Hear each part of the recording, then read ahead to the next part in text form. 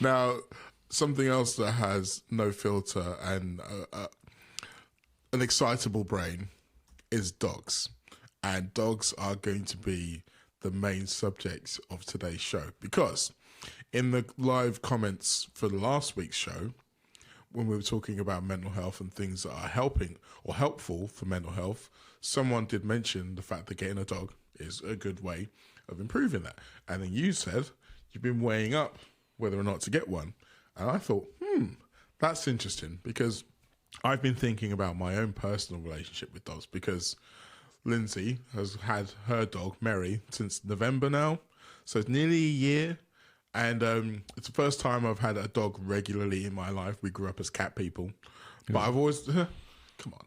But I've always loved dogs. I've just never had one, a developed relationship with one. And it's had its ups and downs. And there's a few things at the moment that I kind of need to workshop. I need your all's help with them. But I thought, seeing as this is a safe space for us to kind of workshop through things, we'll talk about dogs. We'll talk about the great things about having a dog and maybe some of the not great things. And so you can help you kind of come to your decision about whether or not you are going to get a dog. So we're also going to talk about wonderful things to do. We're going to talk about the stupid things they do. We're going to talk about the times they drive you mad, but essentially why we love them, because we do love them. So the first question I should ask is, why are you thinking of getting a dog?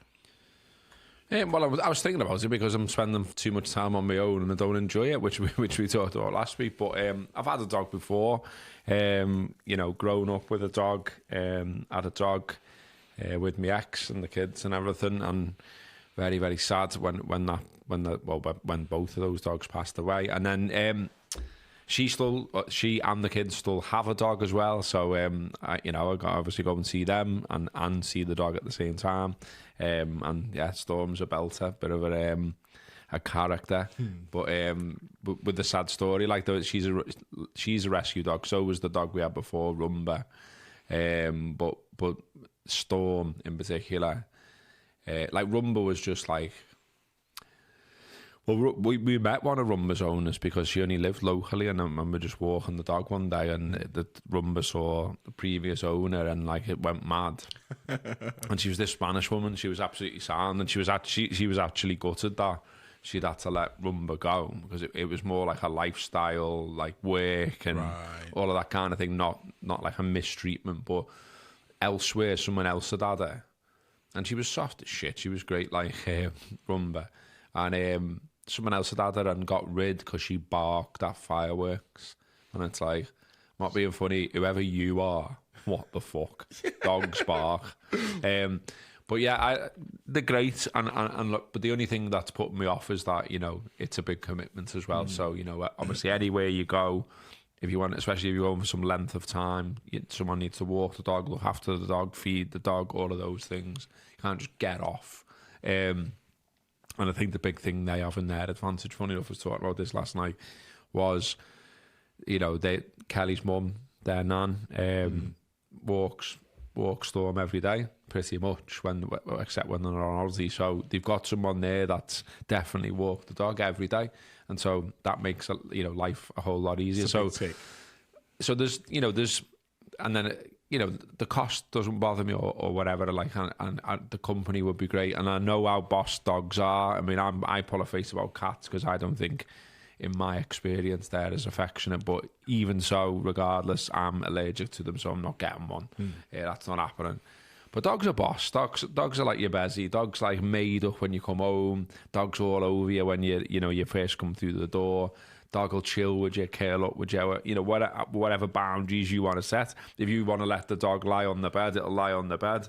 If you want to tell it to do one, of course, which would be my advice, because otherwise, once you decide when you don't want it on the bed, it'll still be going, but you're not on the bed, lad. What do you mean you've got a bed? Once you've gone there, you can't come back. Exactly, yeah. So, yeah, there's lots of stuff to weigh up, but I mean, I've still sort of been weighing it up though, but like I say, I just don't know how some things would work. Like I say, when I go away, and you'd have to be looking at dog hotels or asking my ex that they want to have 2 dogs for a couple of weeks, heighten, or things like that. But I don't know. I'm still weighing up. Like I ended up down a wormhole on it the other week and found a place in Southport. Oh, this brings me back around to what the point I was going to make. So Storm's previous life was she was in Bulgaria and had been like tortured and had been tied up and stoned and like had some kind of like bullet pellet thing stuck in her, which, you know, the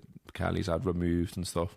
And so when they first got her, she was really like wary and timid and scared almost of any man, because it's always fucking men who are knobheads, isn't it? Let's be honest.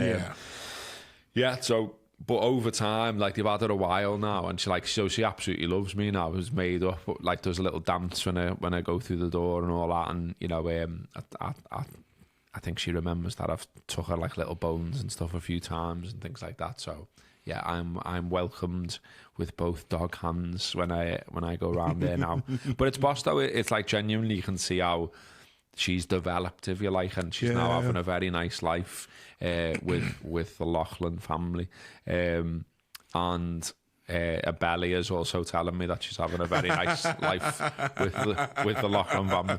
She's a bit gaunt when she first rocked up. She fucking isn't now.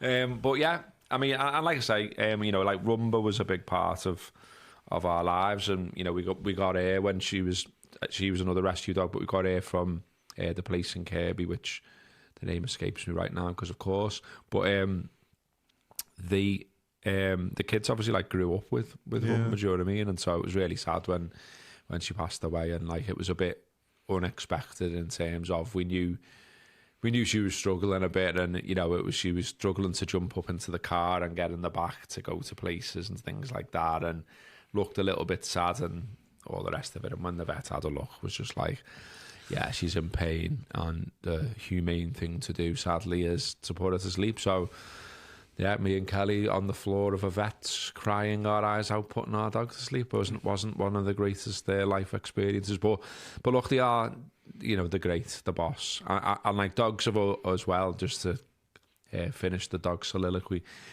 played a big part in sort of my growing up as well, because just little things like, you know, I had a Jack Russell called Ben when we were growing up, and obviously loved him. He was great. He was boss, and he was a little fighter, like, and I loved that about him. Like, he was like, he'd stand up to anyone, even though he's like this little dog. So like our Doberman went for once when I was out walking him, and I just remember thinking, oh well, I think that's going to be good night Vienna for you there, Ben. You're going to get absolutely battered.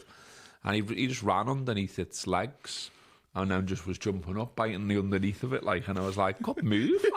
And the Doberman's just like, "What the fuck? I can't get to you, you little shit."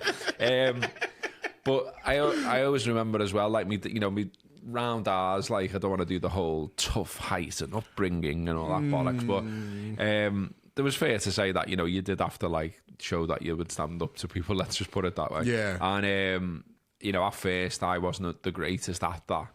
And obviously my our fellow was always like, look, you know, you've just got to, if you've got to stand up to the bullies, you've got to punch one in the face, you've got to, you know, you've got to do X, Y, or Z, otherwise they'll know you're a shit house, essentially. And there was a couple of people that I was having little run-ins with here and there, and, you know, it was like doing me head in, and I wasn't having the greatest time around it. And Ben, our dog, triggered a situation where, like, it opened the floodgates from then on in about, oh yeah, I can't stand up for myself, because basically this lad who'd like been pushing me around, picking on me, whatever, for a while, he seen me when I was walking the dog, and he booted the dog in the face. And so it was at that point that all bets were off. Yeah. And I swatted him. And I remember I had him in a bush, like, because I'd got like sort of got him over a wall. I had him in like an headlock, like throwing these digs. And my dad drove round the corner as it was happening and saw it. And I remember, like, he didn't do anything. Oh, they just watched you? Yeah, I just watched. And then when I saw him back at the house, he was like, see, feels good, doesn't it, son? And I was like, yeah. And he said, what sparked that? Like, and obviously said what he'd done to the dog. And then he was almost wanting to go for him himself. Like, so, yeah. So, you know, if I hadn't had the dog, that situation would have happened, and perhaps I wouldn't have stood up for myself as much as I did. It's a different kind of love, though, isn't it? Right. And it's like, I think for kids in particular, it's really your first experience of that kind of love, of kind of like, because obviously you love your parents, the family, and that kind of thing is all kind of obvious or inbred in most families, not all families, most families. But that whole kind of unconditional where they don't really understand what you're saying, but they love you anyway, and they will always love you, whatever you do. And you feel kind of protective over them. Like, that's such a cool story. But also, it kind of made me think, while you were talking about that, like, Jack Russells are extremely scouse dogs. like just everything you said about the way that they are, like, you know, they stand up for themselves. Like, they don't care what anyone else says about them. They're going to be able to push out their chest and be like, you know what? I've got an idea that you don't know about. And actually, when I was doing some research, I was trying to find some doggy stats. Turns out the Jack Russells are actually the second most popular dog in Liverpool. Behind the Bulldog. Oh. Yeah. And again, Bulldogs, like, people use them as like a status symbol, and it really winds me up. But a Jack Russell was just like, you know, like you say, he's a fighter. He's not going to let anyone take the piss. And I love the fact that he kind of instilled that in you without you even realising it.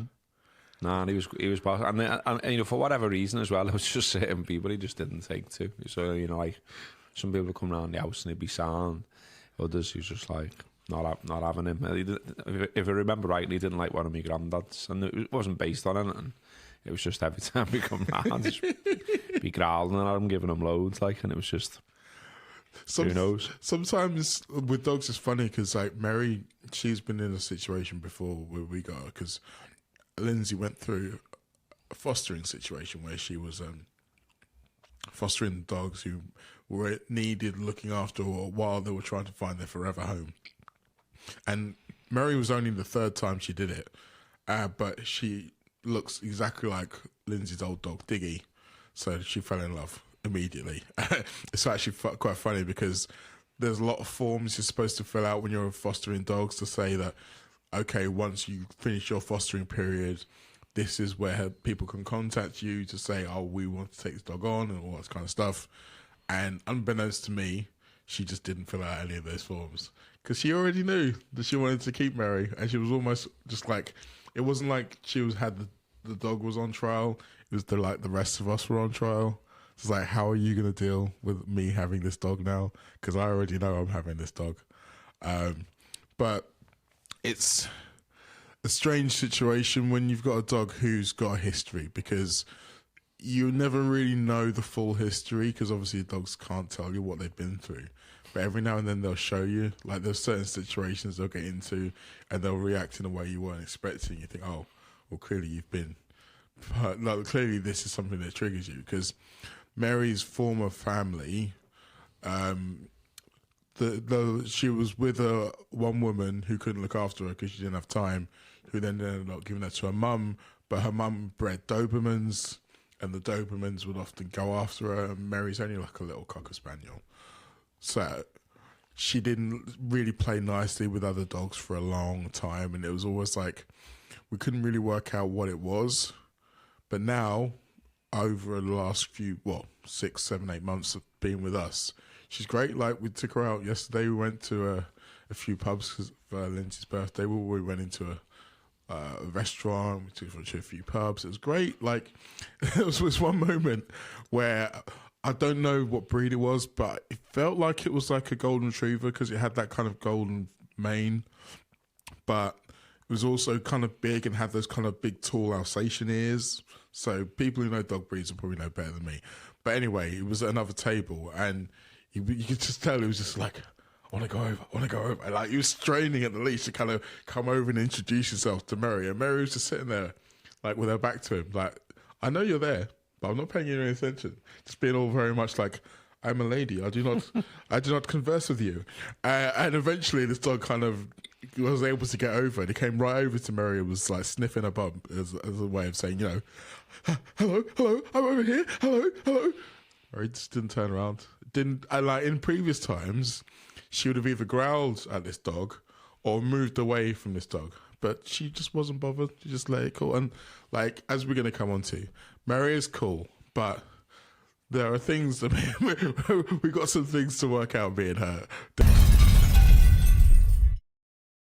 Well, that was good, wasn't it?